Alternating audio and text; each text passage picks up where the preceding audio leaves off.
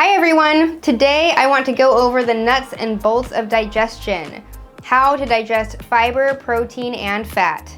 A lot of people on this page are probably struggling with at least one of those, if not all. So if you're dealing with bloating, constipation, acid reflux, or just a general feeling of indigestion that your food is not sitting right, this video is for you. Let's walk through how your body breaks down these primary macronutrients, fiber, protein, and fat. We'll see where things go wrong and how to make it right. So let's start with the big picture truth. Digestion is not simple. It's a coordinated system-wide process. It involves your brain, nervous system, stomach, pancreas, liver, gallbladder, intestines, and gut microbiome. So if any part of that system becomes inflamed, depleted, or out of balance, your ability to digest food, it will start to break down. Before anything else, remember, digestion first starts in the brain and in the mouth. So, before you try anything else, if you are eating while standing, if you're rushing through your meals, if you're distracted while you're eating, scrolling through your phone, even sometimes talking to someone else, a coworker, or you're chewing anything less than 10 to 15 times per bite, some people even say 20, start there. I want you to pause this video right now if you are seeing yourself in those practices or not seeing yourself in those practices, and work on that first. But if you've been doing that for a while, it's been a few weeks, you've been really working on slowing things down, chewing well, being calmer with your meals, then we can move on to some other interventions. So let's talk about the digestion of protein first. I'm especially going to be talking about animal proteins, so meat. Protein digestion starts in the stomach. You need strong stomach acid, hydrochloric acid, which we should naturally produce, and the enzyme pepsin to break down the amino acid chains in protein into the absorbable building blocks that we use for so many functions in the body. Humans naturally should have very high amounts of this stomach acid. Actually, it mirrors the amounts of stomach acid that hypercarnivores like wolves have in the wild. So we should be able to very easily break down and digest meat. But here's the issue. Many of us, being raised on processed foods, low protein diets, or being told to take antacids when we have stomach issues, have actively suppressed our stomach acid. And this has actually worsened our symptoms over time.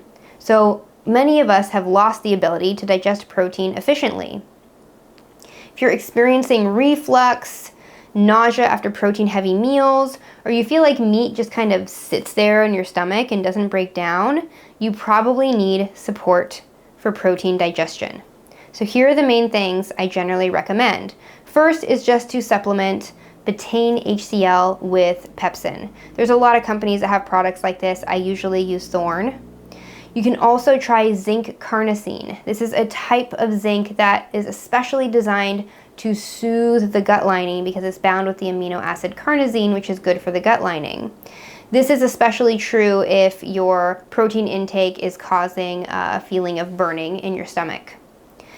It's really important to avoid drinking water with your meals. When we drink water with our meals, as is very common, especially a lot of people do cold water or ice water, it actually dampens down our stomach acid and impairs our digestion of protein. So try to keep it about a half hour away from your meals, at least on each side. For people who don't have histamine intolerance issues and can tolerate it, things like apple cider vinegar or lemon juice in a small amount of water, just like a little shot of it before meals, can be really helpful because things like apple cider vinegar and lemon juice actually modulate your stomach acid in a beneficial way. So these are the simple ways that would have you start priming your stomach for proper digestion of protein. Now let's talk about digestion of fat next. Fat digestion relies heavily on an efficiently working liver and gallbladder. The liver produces bile, which emulsifies fats so that enzymes like lipase can break them down. The The gallbladder stores and releases that bile when fat enters the small intestine. Now, if you've already had your gallbladder removed, a lot of this stuff still applies to you. You can still eat fat because your liver will still be producing that bile and helping to break down the fat. It's just going to be a little bit harder because you don't have as much ability to store the bile to release it when you are eating, but it's still possible to digest fat well without a gallbladder. So keep listening.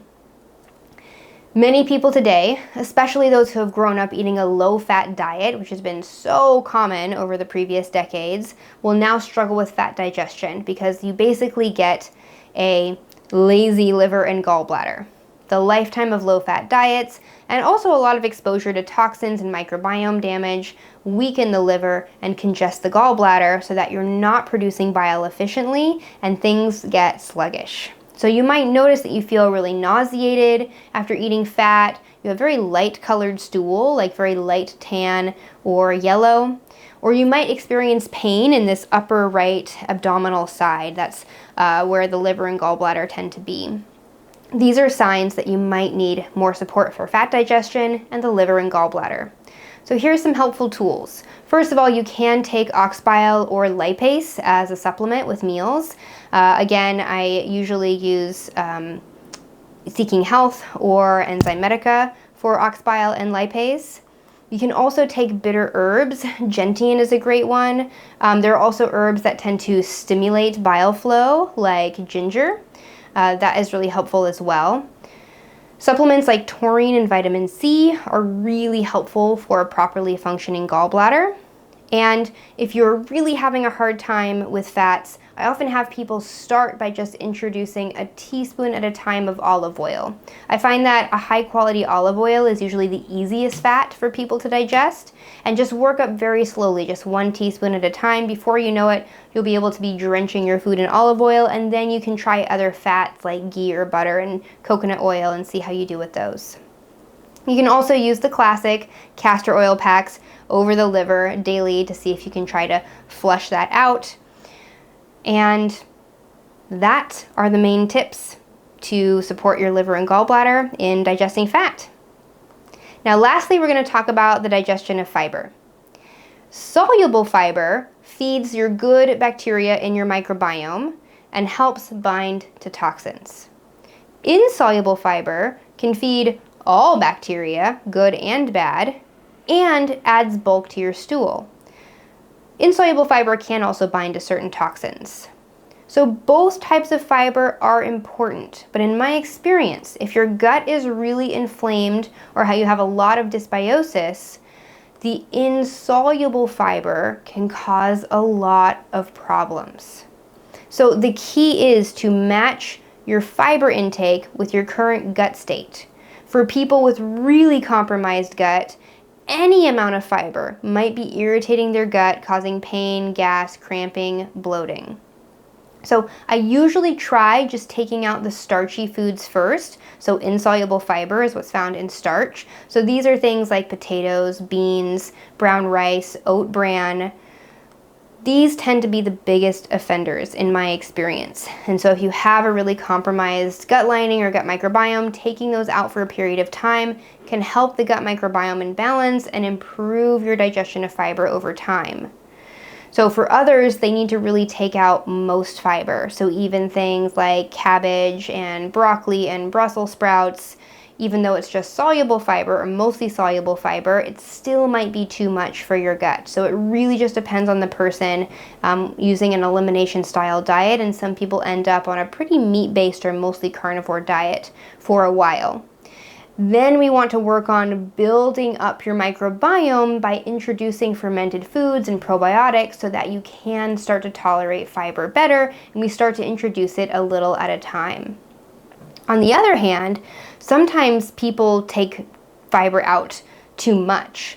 Especially a lack of soluble fiber, I found, can actually feed back into the problem of fat digestion, because soluble fiber will bind to toxins in the bile, and if you have sluggish bile, you can have worsening fat digestion. So for some people, we want to be careful and find that line where they have enough fiber in their diet to improve fat digestion, but not so much that it's causing other issues. So here's some practical tips to improve your digestion of fiber. First, eliminate insoluble fiber for a period of time. Focus on well-cooked, high-soluble fiber vegetables. I find that things like carrots, beets, and radishes tend to be tolerated best by sensitive people.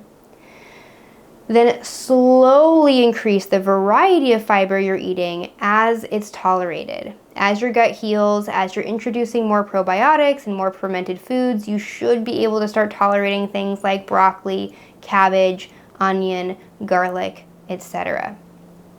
It's important for most people to avoid raw veggies and starch until their digestion improved. So fiber is important. It plays a key role in clearing out the bile system. But we want to be cautious at first. So sometimes we need to be really gentle and just take it out for a period of time, focus on adding the probiotics that help us break down the fiber, and then bringing it back in. Now, each of these macronutrients I've talked about, fiber, protein, and fat, all require specific conditions and tools for digestion. The more your system is depleted, the more you may need these supports to bridge the gap while you rebuild. So again, to summarize, you might need to take some digestive support supplements. You might need to support your liver and gallbladder better by taking things like bitters, lemon juice, or drinking ginger tea. And above all, you need to eat slow and mindfully to engage that parasympathetic rest and digest mode. Remember, if you can't digest and absorb your food, your healing process is going to go a lot slower. Nutrients are only as good as your ability to break them down and absorb them. So, the path to healing, no matter what you're dealing with, starts with restoring your digestion. It's not just about what you're eating, it's about how your body is processing what you eat.